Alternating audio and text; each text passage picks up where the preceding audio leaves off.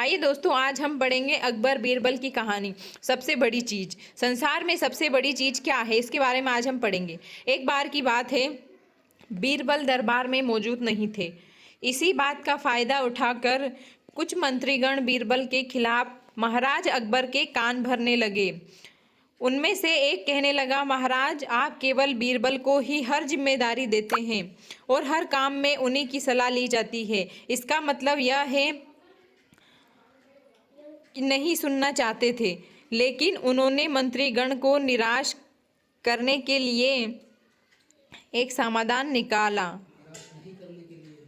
उन्होंने उनसे कहा, मैं तुम सभी से एक प्रश्न का जवाब चाहता हूँ, मगर ध्यान रहे कि अगर तुम लोग इसका जवाब न दे पाए तो तुम सबको फांसी दे दी जाएगी। महाराज ने कहा, दुनिया की सबसे बड़ी चीज क्या है? यह सवाल सुनकर सभी मंत्रीगण एक दूसरे का मुंह ताकने लगे।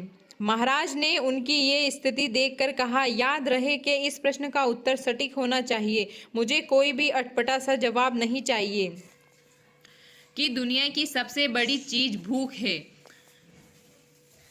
तीसरे ने दोनों के जवाब को नकार दिया और कहा कि भगवान कोई ऐसी चीज नहीं है और भूख को भी बर्दाश्त किया जा सकता है। इसलिए राजा के प्रश्न का उत्तर इन दोनों में से कोई नहीं है।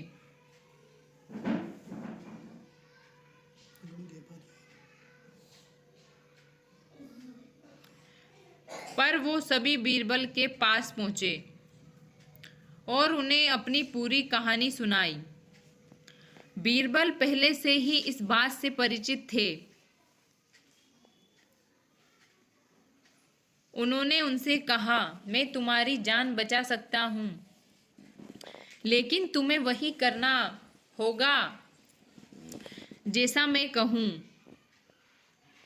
सभी बीरबल की बात पर राजी हो गए।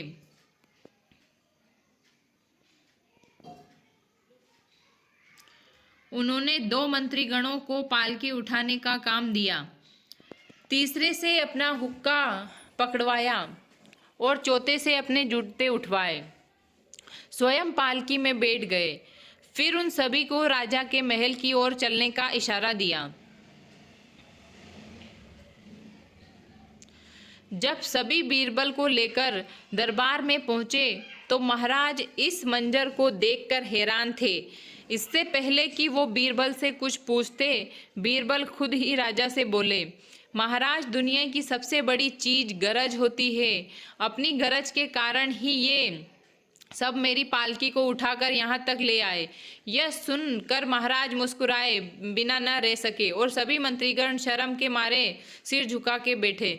कहानी से हमें यह शिक्षा मिलती है कि इस कहानी से हमें यह सीख मिलती है कि हमें कभी भी किसी की योग्यता से जलना नहीं चाहिए, बल्कि उससे सीख लेकर खुद को भी बेहतर बनाने की